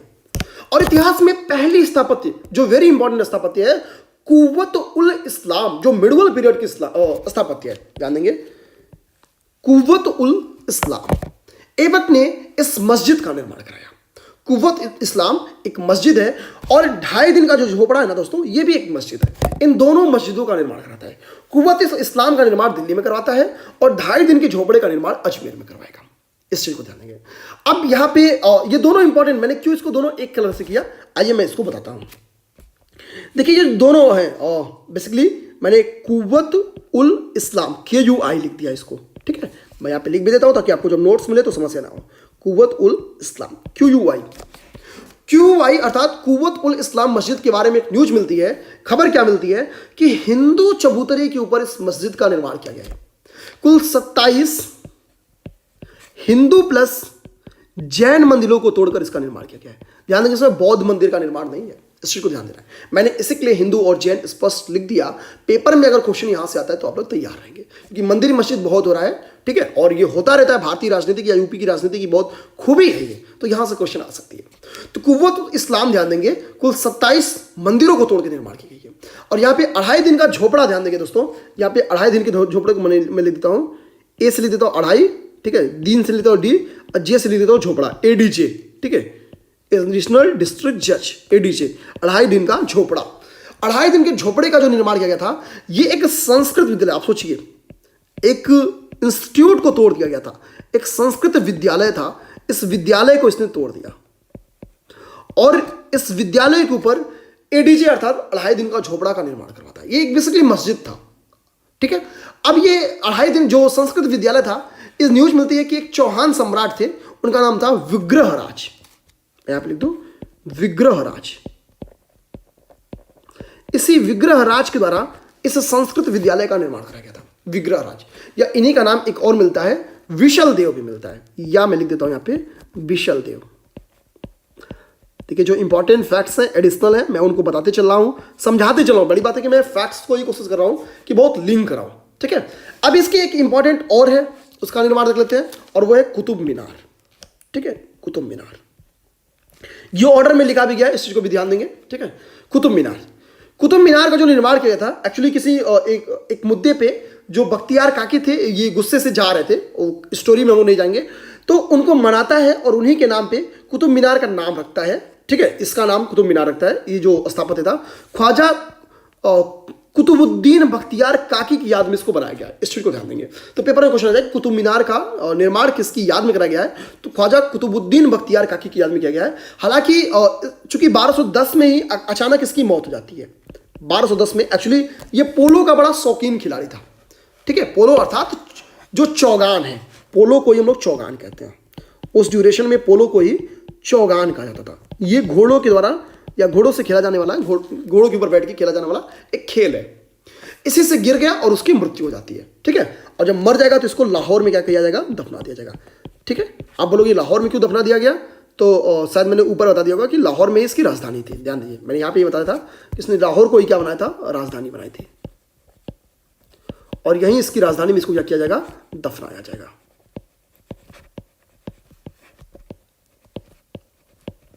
कब, 1210 में, ठीक है, इस चीज को ध्यान देंगे। अब चूंकि अभी कुतुब मीनार बना नहीं था और इसी बीच में पोलो से इसकी मृत्यु हो जाती है, तो अगला शासक आता है इल्तुतमिश। अगला शासक कौन आएगा, इल्तुतमिश। इल्तुतमिश, इल्तुतमिश इसके अधूरे काम को पूरा करेगा, अर्थात कुतुब मीनार के निर्माण को पूरा करेगा। मैंने देखिए ये सारा चीज यहां पे लिखा है, इल्तुतमिश ने इसको पूरा कराया, मैंने नहीं लिखा है, लेकिन आप लोग समझ जाइएगा। ख्वाजा काकी के याद में इसको बनाया गया है, इसके नाम पे बनाया गया है, इस चीज को ध्यान देंगे, ठीक है। तो ये सारे फैक्ट थे। अब चूंकि यहां से अचानक एक मृत्यु होती है किसकी, कुतुबुद्दीन ऐबक की, और इल्तुतमिश शासन व्यवस्था में आ जाता है। अच्छा ध्यान देंगे, इल्तुतमिश एक बड़ा ही योग्य शासक है, ठीक है। पहले ये एक सेना नायक था। अब देखिए होता क्या है कि झेलम नदी के पास एक बार ये बहुत भयानक युद्ध लड़ रहा था, और एक टुकड़ी के साथ एक कबीलाई जनजाति थी, ठीक है, उसका मैं नाम फॉरवर्ड कर रहा हूं, उसका नाम इंपॉर्टेंट भी नहीं है। उस कबीलाई जनजाति के साथ ये युद्ध कर रहा था, बहुत भयानक युद्ध कर रहा था। गोरी की नजर इसके पे पड़ जाती है इल्तुतमिश पे। कुतुबुद्दीन ऐबक इसको एक बार लेके जाता है, इल्तुतमिश को मिलवाता है 1206 में गोरी से। गोरी इसकी विद्वता से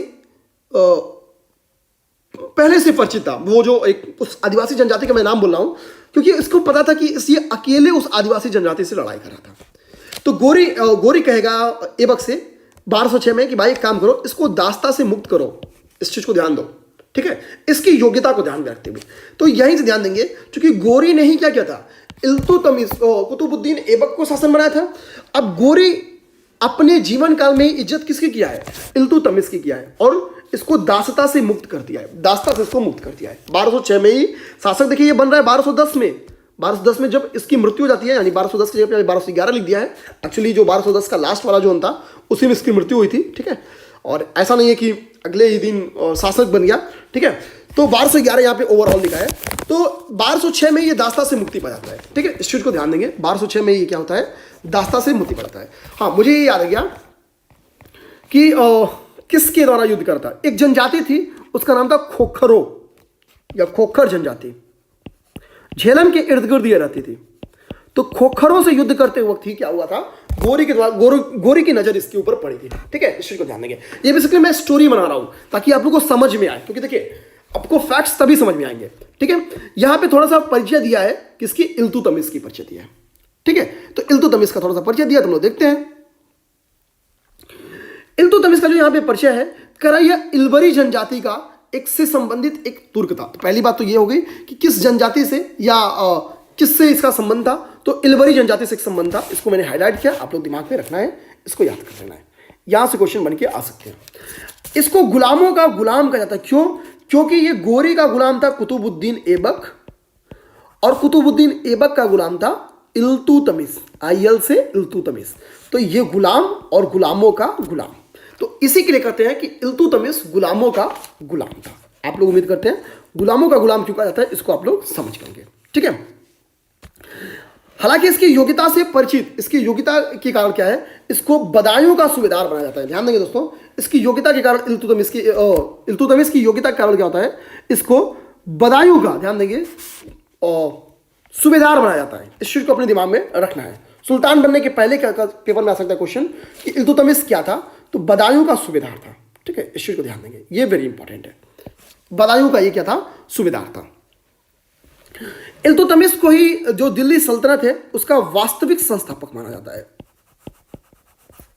इल्तुतमिश को इसका वास्तविक संस्थापक माना जाता है। ठीक है, इल्तुतमिश को इसका वास्तविक संस्थापक माना जाता है। ठीक है, अब यहां पे कह रहा है कि गोली दास्ता से मुक्त, तो मैंने ये पहले ही बता दिया कि 1206 में इसको दास्ता से मुक्त कर दिया था। ये स्टोरी मैंने पहले ही बता दी है पूरी। ठीक है, कि खोखरों के से जो इसका युद्ध चल रहा था, उसी वीरता के कारण इसकी खबर मिल गई थी गोरी को, और गोरी से जब इसकी परिचय होती है, गोरी इसको पहचान जाता है और ऐबक से कहता है इसको दास्ता से मुक्त करो, तो बहुत बहादुर है ये, तो शासक बनने के योग्य, इसको गुलाम क्यों बना रहे हो। ठीक है, तो अपने जीवन काल में ही गोरी ने इसको दास्ता से मुक्त कर दिया था। ठीक है, अब ध्यान दीजिए, ऐबक के ड्यूरेशन तक क्या था, ऐबक के ड्यूरेशन तक जो गुलाम वंश इसकी राजधानी थी लाहौर, लेकिन इल्तुतमिश क्या करेगा, इल्तुतमिश इसकी राजधानी क्या बनाएगा, दिल्ली को, यानी लाहौर से राजधानी ट्रांसफर करेगा कहां, दिल्ली। एल से राजधानी कहां ट्रांसफर हो जाएगी, दिल्ली। यहां पे मैं लिख देता हूं राजधानी परिवर्तन, और राजधानी परिवर्तन। ठीक है, राजधानी की चेंजिंग कर देगा। राजधानी चेंजिंग इसलिए कर देगा क्योंकि दिल्ली सेंटर था, दिल्ली से इर्द गिर्द हम लोग ये इसकी कहने का मतलब था कि पूरी चीज को मैं वॉच कर सकता हूं। अब चूंकि लंबे समय तक फिर दिल्ली राजधानी रहेगी, तो इसी कारण इसको दिल्ली सल्तनत कहा जाता है। ठीक है, देखिए यहाँ पे लिखा भी हूं मैं, राजधानी को लाहौर से दिल्ली किया गया। ये सारा एडिशनल फैक्ट है। ठीक है, मैं इसको देखा नहीं, मैं बता दिया हूं इसको। ठीक है, अच्छा हम लोग नेक्स्ट देखेंगे यहां पे इस चीज को, खलीफा से इसने क्या किया था, सुल्तान की पदवी प्राप्त की थी। ठीक है, और इसने एक उपाधि ली थी जिसका नाम है सुल्तान ए आजम, तो अपने दिमाग में रखेंगे। और सुल्तान की पदवी इसने धारण की थी, जबकि हमको बताया कि कुतुबुद्दीन ऐबक ने आजीवन सुल्तान की पदवी नहीं धारण की थी, क्योंकि ये दास्ता से मुक्त हो गया था, तो इसने सुल्तान की पदवी धारण की थी। ठीक है, अब ध्यान देंगे, यहां पे कह रहा है कि 1229 में इसने खिलअत प्रमाण पत्र प्राप्त किया था। ठीक है, तो ये सब उतना इंपॉर्टेंट नहीं है, हालांकि आप लोग देख लेंगे। बेसिकली इस प्रमाण पत्र के माध्यम से इल्तुतमिश को वैध सुल्तान माना गया है। तो हम लोग अपने दिमाग में एक्चुअली ये रखेंगे, क्योंकि चूंकि ये दास्ता से ऑलरेडी मुक्त हो गया था। आप लोग स्टोरी ऐसे समझ जाएंगे कि वैध सुल्तान क्यों माना गया है। 1206 में ये दास्ता से मुक्त हो गया है, तो जब दास्ता से मुक्त हो गया यानी इसके पे किसी का अधिकार ही नहीं है। अब ये पूरी टोटली स्वतंत्र शासक बन गया ना, एक स्वतंत्र शासक बन गया है और एक स्वतंत्र साम्राज्य की स्थापना कर रहा है। ठीक है, इसलिए दिल्ली सल्तनत का इसको वास्तविक संस्थापक बोला जाता है। इसने तुर्क ए 40 जो कि 40 लोगों का एक दल था, इसका निर्माण कराया था। ठीक है, तो पेपर में क्वेश्चन आएगा कि तुर्क ए चहलगामी अर्थात 40 दल था, इसका निर्माण किसने किया था, तो इल्तुतमिश ने किया था। इसके माध्यम से, और यही कमजोरी बनेगी दिल्ली सल्तनत की। आगे आप देखेंगे कि कैसे ये दिल्ली सल्तनत की कमजोरी बनेगी। ठीक है, यहां पे कुछ इंपॉर्टेंट फैक्ट लिखा है, जैसे ध्यान देंगे कि इल्तुतमिश, यहां पे कह रहा है कि महत्वपूर्ण जानकारी कि उत्तरी पश्चिमी सीमा से चंगेज खां का आगमन हुआ था। एक्चुअली इसके ड्यूरेशन में घटना घटी थी। चंगेज खां बेसिकली देखेंगे, चंगेज खां एक भयानक आक्रांता था, इसके सामने कोई टिक नहीं पाता था। किसी भी राज्य के पास ये गया तो समझो उसको 6 इंच छोटा कर दिया। तो इसी में इसका एक दरबार में एक विद्रोह करता है मंगबर्नी। किसके दरबार में? चंगेज खां के दरबार में।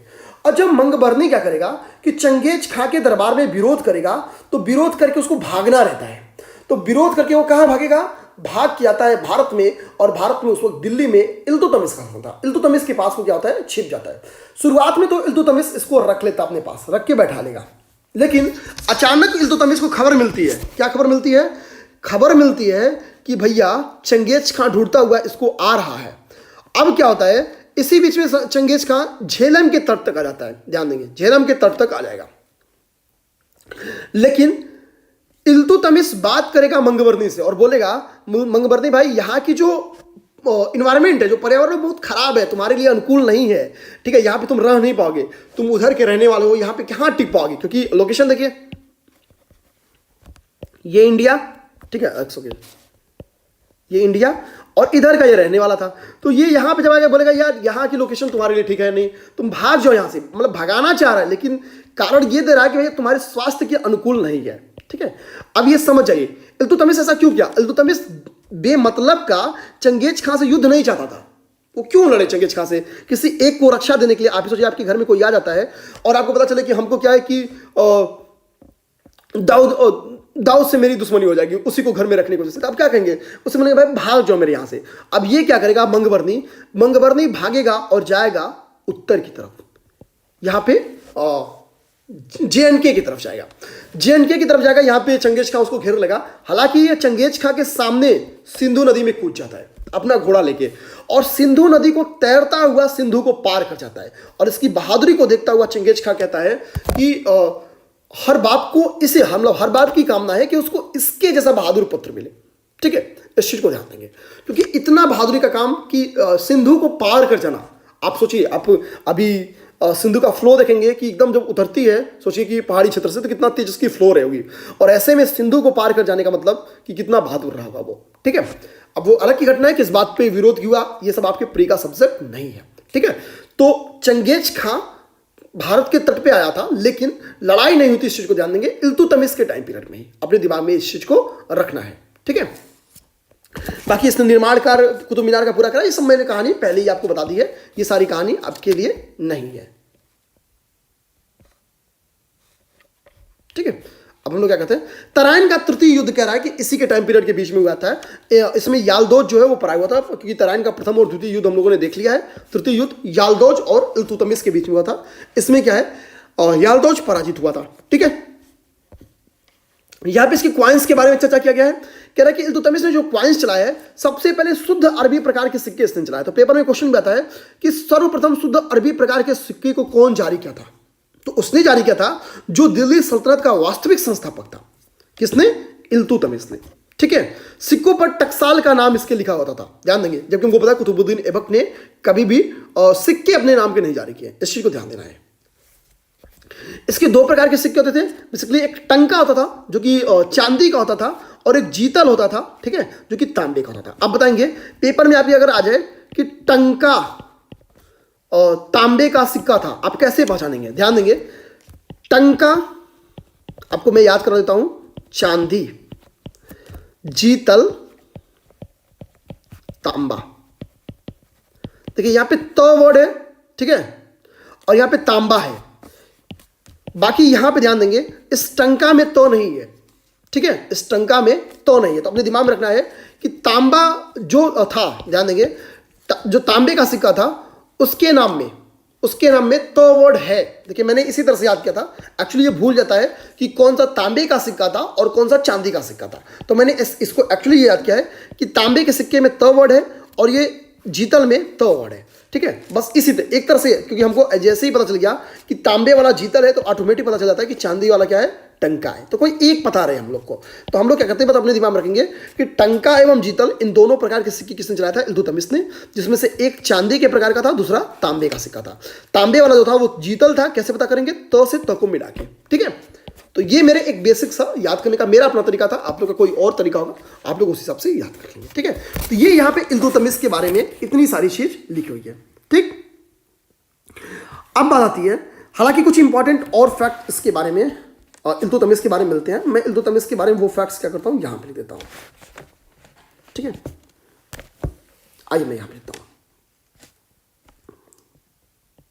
देखिए इल्तुतमिश के बारे में ये फैक्ट क्या लिख देता हूं कि पहली बात तो इसको बगदाद के खलीफा के द्वारा सुल्तान ए आजम की उपाधि दी गई थी। सुल्तान ए आजम की उपाधि दी गई थी। एक इंपॉर्टेंट फैक्ट ये है, इसको ये उपाधि दी गई है, ये अपने दिमाग में रखेंगे, ठीक है। बाकी इसने इसके कुछ वार्स को देखेंगे तो एक तो कालिंजर का इसने वार किया है, ठीक है। हालांकि युद्ध देखिए नॉर्मली अपने दिमाग रखेंगे कि लड़ाइयाँ जो बहुत इंपॉर्टेंट है वही पेपर में आती हैं।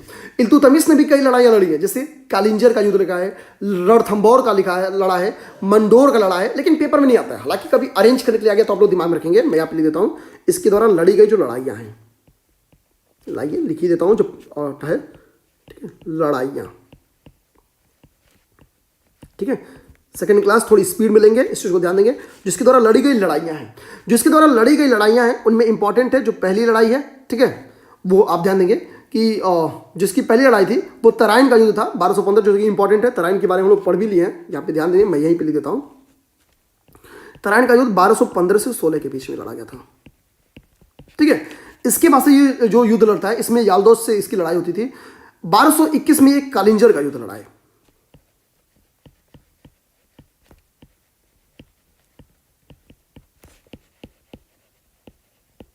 ठीक है। 1221 में कालिंजर का युद्ध।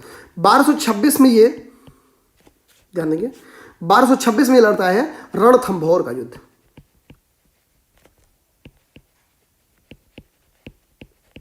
रणथंभौर लगता है 1226 में। अभी मैं बताता हूँ, इसको परेशान नहीं होंगे, याद नहीं करना है, ठीक है। मैं बस दिमाग में रखता हूँ ताकि कभी आ जाए आप लोग लिख सके। उसके बाद ये मंडोर की लड़ाई लड़ता है। जो मंडोर की लड़ाई लड़ता है ये 1227 में लड़ता है। आप लोग को याद क्या करना है, इसकी तीनों लड़ाइयों का बस नाम याद करना है कि कालिंजर, रणथंभौर और मंडोर, ये तीन लड़ाइयाँ कौन लड़ी थी? इल्तुतमिश के द्वारा लड़ी गई थी।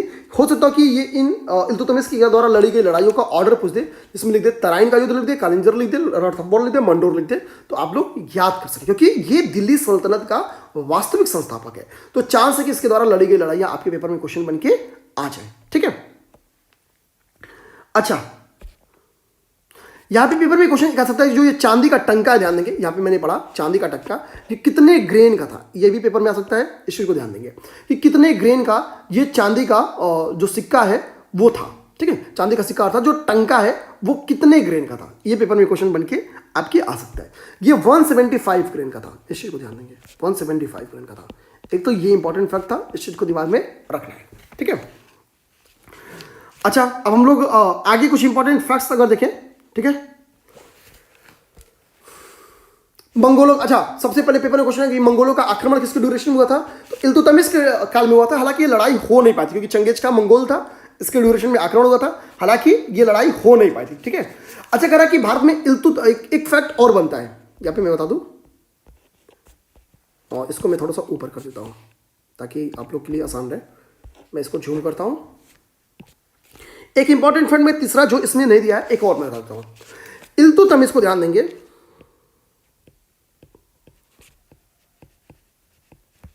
कि इल्तुतमिश को भारत में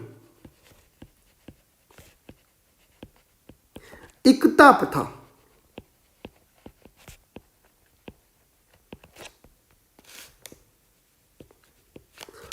की शुरुआत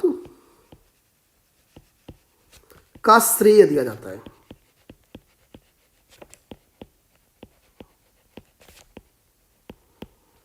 ठीक है, इस चीज को दिमाग में रखेंगे, ये वेरी इंपॉर्टेंट क्वेश्चन है। हालांकि गोरे के द्वारा एकता प्रथा की शुरुआत कर दी गई थी, लेकिन वर्ड्स यहां पे फोकस करेंगे भारत में, ठीक है। तो इल्तुतमिश को भारत में एकता प्रथा की शुरुआत करने का श्रेय दिया जाता है, ये इंपॉर्टेंट है, ये वेरी इंपॉर्टेंट फैक्ट है, वेरी इंपॉर्टेंट फैक्ट, ठीक है। इस चीज को ध्यान देंगे। अब ये सारा फैक्ट क्या करता हूं कि मैं यहां पे लिखा रहूंगा, जब आपको पीडीएफ इसको सेंड करूंगा मैं इसको थोड़ा सा बड़ा कर देता हूं ताकि जब आप लोग के पास जाए तो थोड़ा सा बड़े में जाए, ठीक है। सुल्तान आजम ये इसकी उपाधि थी, जो कि खलीफा के द्वारा, जो बगदाद के खलीफा थे उनके द्वारा इसको दी गई थी, ठीक है। अब यहां से इल्तुतमिश बेसिकली जो थे वो पूरे हो गए हैं। अब इल्तुतमिश क्या होगा, इल्तुतमिश की ध्यान देंगे कि मृत्यु हो जाती है। इल्तुतमिश की मृत्यु होगी कब, 1236 के करीब में इल्तुतमिश की मृत्यु हो जाती है, ठीक है। अब जब इल्तुतमिश की मृत्यु होती है तो इल्तुतमिश क्या करेगा कि अपनी पुत्री को ये सुल्तान बना देगा, रजिया सुल्तान को। ठीक है, रजिया सुल्तान क्या है, एक ऐसी महिला थी जिसकी में सुल्तान बनने की सभी खूबी थी, उसकी में एक ही नकारात्मकता थी, और वो नकारात्मकता ये थी कि वो लड़की थी। ध्यान देंगे, इस चीज को ध्यान देंगे। मध्य भारत की पहली महिला शासका थी रजिया सुल्तान। यहाँ पे रजिया सुल्तान के बारे में बहुत छोटा सा लिखा है, लेकिन मैं थोड़ी बताऊंगा ताकि रजिया सुल्तान के बारे में कभी भी क्वेश्चन आए तो आप लोग समझ सके। ठीक है, अब देखिए होता क्या है कि रजिया सुल्तान क्या होता है कि रजिया सुल्तान को तो क्या होता है, इल्तुतमिश बना देता है शासक, लेकिन क्या होता है कि जो ये मैंने यहाँ पे बताया ना कि ये सरदर्द बनते हैं, कौन, तुर्क ए चहलगामी 40 दल जो है, एक्चुअली ये क्या होते हैं, ये अमीर रहते हैं। ध्यान देंगे, जो तुर्क ए चहलगामी है, यानी हम लोग जो 40 दल है, ये क्या है, गुलाम अमीरों की एक टुकड़ी थी, 40 लोगों की एक टुकड़ी थी, और ये समय के साथ क्या है, काफी पावरफुल हो जाते हैं। और यही जो गुलाम अमीरों की टुकड़ी है, ये काफी विरोध करेगी, किसका, इसका, रजिया सुल्तान का। रजिया सुल्तान का इतना विरोध करेगी और किसी अन्य को उठा के क्या करेगी, शासक बना देगी। लेकिन होता क्या है, एक उनका मैं नाम भूल रहा हूं, इंपॉर्टेंट भी नहीं, जिनका मैं नाम भूल रहा हूं, कि रजिया सुल्तान की जगह पर उनको शासक बना दिया गया था सत्ता से पदच्युत करके। ठीक है, अब रजिया सुल्तान थी बहुत इंटेलिजेंट, वो क्या करेगी कि लाल कपड़ा पहनती है। पेपर में क्वेश्चन ये भी आ जाता है कि वो किस कपड़े में, ठीक है, किस कपड़े में जाके पब्लिक से मांग करती है कि हमको शासिका बनवाओ, क्योंकि मैं इल्तुतमिश की वास्तविक उत्तराधिकारी हूं, इल्तुतमिश ने मुझे बनाया है शासक। ठीक है, तो एक्चुअली वो स्टोरी क्या मिलती है कि एक मस्जिद रहता है, उस मस्जिद में जाती है, लोग नमाज पढ़ने जाते हैं सुबह सुबह में, और ये लाल कपड़ा पहन के मस्जिद पे चढ़ जाती है और लोगों को इमोशनली स्पीच देती है। उस स्पीच में पब्लिक इतनी भावुक होती है कि रजिया सुल्तान को सुल्तान बना देती है, यानी दिल्ली सल्तनत की अगली वारिस बना देती है। रजिया सुल्तान शासन करने लगती है एकदम पुरुषों वाले स्टाइल में, कोट पैंट टोपी, इस हिसाब से, वो नहीं कि बुर्का में या साड़ी में, ऐसे नहीं। ठीक है, एकदम सुल्तान वाली स्टाइल में। ठीक, अब देखिए रजिया सुल्तान बहुत समय तक शासन क्यों नहीं कर पाती है, एक छोटा सा स्टोरी क्या मिलता है। इसी बीच में एक अबिसिनियन, ध्यान देंगे, मलिक रहता है जिसका नाम रहता है जलालुद्दीन याकूत। आप समझिए, एक तो इसको अभी जो तुर्काने 40 हैं वो एकदम पसंद नहीं कर रहे हैं पहले से ही, जो इल्तुतमिश के द्वारा, ठीक है, जो 40 दल बनाया गया था, तुर्काने चहलगामी जो बनाया गया था, वो इसको एक तो पसंद नहीं करते थे। किसी भी राज्य का गवर्नर, चाहे वो लाहौर का हो, ठीक है, चाहे काबुल का गवर्नर हो, किसी भी राज्य का गवर्नर भी इसको क्या है, पसंद नहीं करता था। किसको, रजिया सुल्तान को। अब समझिएगा बात। अब रजिया सुल्तान को क्या है, रजिया सुल्तान को कोई पसंद नहीं कर रहा है। रजिया सुल्तान के चाहे जितने भी गवर्नर हो, काबुल के, लाहौर के, भटिंडा के, सारे गवर्नर भी इसके खिलाफ जंग छेड़ देते हैं। अब क्या है कि इसी बीच में एक इंटर कर जाता है कैंडिडेट, उसका नाम है जलालुद्दीन याकूत। अब देखिए कैसे अफवाह उड़ता है। देखिए सोशल मीडिया उस जमाने में नहीं है, लेकिन होता क्या है, रजिया सुल्तान देखती है कि याकूत बहुत अच्छा घोड़ा चलाता है, तो एक दिन सुबह सुबह याकूत के पास जाती है और तो उसको पद भी दे देती है। जलालुद्दीन याकूत को क्या करती है, वो एक बड़ा सा पद दे देती है। ठीक है, और वो एक इंपॉर्टेंट पद था, बहुत एक कह सकते हैं हम लोग कि अभी मुझे उस पद का नाम नहीं याद आ रहा है। ठीक है, अमीर ए आखूर, याद आ गया मुझे पद का नाम। ठीक है, अमीर ए आखूर का पद देती है। मैं यहां पर लिख देता हूं, ये एक वेरी इंपॉर्टेंट पद था, अमीर ए आखूर। ये गैर तुर्की था, ध्यान देंगे, ये गैर तुर्की था। आप समझिए, एक गैर तुर्की को जब इतना बड़ा पद दिया जाता है अमीर आखुर, तब इसके जो अन्य लोग रहेंगे, जो अमीर रहेंगे, अमीर का मतलब अमीर का मतलब पैसे से अमीर नहीं, अमीर का मतलब इन द सेंस जो वो 40 दल बनाया था, जो उनमें शासक लोग थे, ठीक है, वो लोग, और जो अन्य गवर्नर थे डिफरेंट प्रांट्स के, काबुल के, लाहौर के, भटिंडा के, इटीसी, ठीक है, इनको लगेगा भाई कि एक तो भाई तुम गैर तुर्की का साथ दे रही हो और उसको इंपॉर्टेंट पद दे रही हो। एक दिन सुबह में क्या होता है कि रजिया सुल्तान जाती है, बोलती है यार कि याकूत तुम बहुत अच्छा घोड़ा चलाते हो, घोड़ा चलाना हमको सिखा दो। याकूत उसको क्या करता है कि रजिया आगे बैठती है और याकूत उसके पीछे बैठता है और घोड़ा चलाना सिखाता है। अब सुबह सुबह क्या होता है कि लोग देख जाते हैं कि भैया ये तो याकूत के गोद में बैठ के घोड़ा चला रही है। ठीक है, समस्या यहां पड़ जाती है। अब एक बैग अफवाह पूरे दिल्ली सल्तनत में उड़ेगा कि रजिया याकूत से फंस गई। ठीक है, ये अफवाह उड़ेगा कि रजिया याकूत से फंस गई। अब समझिए क्या होगा। याकूत की प्रेम कहानी, जो कि रजिया नहीं करती है याकूत से प्रेम। रजिया को लगता है कि याकूत इंटेलिजेंट है, थोड़ा उसका साथ लेके चीजें सीख लो, ठीक है।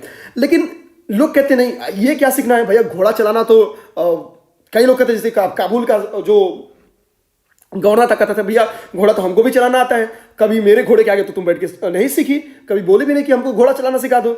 याकूत जो कि गैर तुर्की है, उसके घोड़े के आगे बैठ के तुम घोड़ा चला रही हो। खूब अफवाह उड़ेगा इसके लव स्टोरी की, गली गली में चर्चा होने लगेगा, दरबार में जाएगी तो दरबार में होगा, ठीक है, कि याकूत से मिल के आ रही है, खूब लोग हंसेंगे, मजा उड़ेंगे।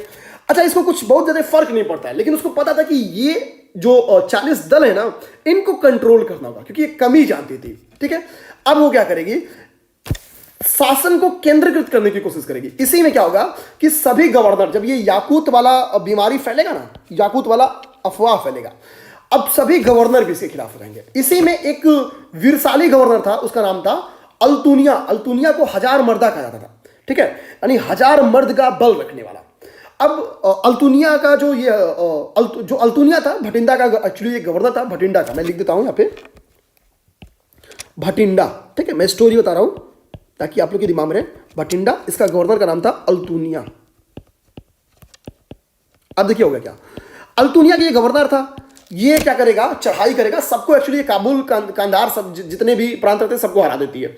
लेकिन जब भटिंडा का ये अल्तुनिया चढ़ेगा, ये 1000 मर्दा इसको कहा जाता था, 1000 मर्दा, 1000 लोगों का मर्द, मतलब 1000 लोगों का मर्द रखने वाला नहीं, ऐसा मर्द जो 1000 लोगों की ताकत रखता हो, ठीक है, यानी 1000 मर्द के बराबर जो ताकत रखता हो उसको। अब अल्तुनिया से लड़ाई में क्या होगा भाई, जाहिर सी बात है 1000 मर्दा था तो हारना ही है रजिया को, रजिया हार जाती है। अच्छा, इसी बीच में क्या होता है कि दिल्ली में एक स्टोरी मिलती है कि दिल्ली से इसको पदच्युत किया जाएगा और इसकी जगह पे बरहाम शाह को गद्दी पे बैठा दिया जाएगा, ठीक है। अब देखिए क्या होता है, इसी बीच में ये क्या करेगी, अल्तुनिया से कहेगी भाई एक काम करो, मैं याकूत से प्यार नहीं करती थी, मतलब बस उसके आगे बैठ के घोड़ा सीखती थी चलाना, तो एक काम करो कि शादी मैं तुमसे कर रही हूं। आप समझिए कितनी चालाक थी। अल्तुनिया से क्या कहेगी, भैया चलो हम लोग शादी कर लेते हैं। शादी करेगी, बहुत खुश, 1000 मर्दा तो तुरंत खुश, ठीक, कि भैया हमको तो राजकुमारी मिल गई। अब क्या होगा, ये अल्तुनिया को कहेगी अब तुम काम करो, तुमको भी लड़ने आता है, हमको भी लड़ने आता है, हनीमून बाद में मनाएंगे, पहले चलो दिल्ली पे चढ़ाई करते हैं और मुझको फिर से मेरा शासन दिलवाओ, ठीक है। फिर से कहेगी कि मेरा शासन फिर से हमको दिलवाओ, ठीक है। अब सोचिए क्या होगा, अब इसके बाद से क्या होगा कि दिल्ली की तरफ बढ़ेगा कौन, दिल्ली की तरफ बढ़ेगा अल्तुनिया और रजिया सुल्तान, ठीक है। इसी रजिया पे ही हम लोग पहली लेक्चर को ब्रेक करेंगे, ठीक है। दिल्ली सल्तनत पे ब्रेक करेगा, हालांकि रजिया हार जाएगी, दिल्ली सल्तनत सामूहिक रूप से लड़ाई करेगी, सारे प्रांत सारे गवर्नर मिलकर, और अल्तुनिया हार जाएगा। अल्तुनिया अर्थात रजिया और अल्तुनिया हार जाएंगे तो यहां से भाग के जाएंगे, रास्ते में एक वन मिलता है, इसी वन में क्या करते हैं लोग, विश्राम करके यहाँ पे अपने हनीमून की तैयारी करते हैं, ठीक है। ये बस समझने के लिए, इतिहास में कई जगह मिलता है कि भाई पहली इनकी रात रहती है। इसी बीच में इधर ये भाई शादी के बाद की पहली रात रहती है, क्योंकि भयानक लड़ाई लड़ना रहता है, उधर से हार के हारे रहते हैं, दिन भर तो थके ही रहते हैं। अब क्या होता है, इसी बीच इनकी डाकुओं की इन पे नजर पड़ जाती है। डाकू क्या करेंगे, लूटने के मकसद, वो ध्यान नहीं देते कि रजिया है और ये अल्तुनिया है, भाई डाकू उनको लूटना है, रात में पहचान में आया नहीं कि अल्तुनिया और रजिया है। डाकुओं ने 6 इंच छोटा कर दिया रजिया को, ठीक है, रजिया की हत्या कर दी है। अल्तुनिया वहां से भाग निकलता है, कुछ लोग कहते हैं नहीं अल्तुनिया की भी वहां पे हत्या हो गई, ठीक है, और इस तरह से रजिया की कहानी हो जाती है खत्म, ठीक। तो रजिया की कहानी में एक पूरी क्वेश्चन क्या बन सकती है कि पहली मुस्लिम शासिका थी, लाल कपड़ा पहन के ये मंदिर पे जाके अपने लिए मांग की थी कि हमको शासक बनाओ, ठीक है। तो पहली ऐसी महिला थी या पहली ऐसी शासिका थी जिसको जनता ने शासक बनाया था, इस चीज को ध्यान देंगे। जलालुद्दीन याकूत वो गैर तुर्की था, अब बेसिकली ये अबिशीनियन मलिक था जिसको अमीर याकूर का पद दिया गया था, ये इंपॉर्टेंट है। भटिंडा का गवर्नर था अल्तुनिया, जिससे इसकी शादी हुई थी, जिसको 1000 मर्दा कहा जाता था। ये इतने फैक्ट्स जो है कि रजिया सुल्तान में इंपॉर्टेंट है। रजिया सुल्तान के बाद आगे हम लोग बलबन स्टार्ट होते हैं, वेरी इंपॉर्टेंट टॉपिक है। तो हम लोग क्या करेंगे, अब इसको दूसरी क्लास में देखेंगे, ठीक है। तब तक के लिए धन्यवाद।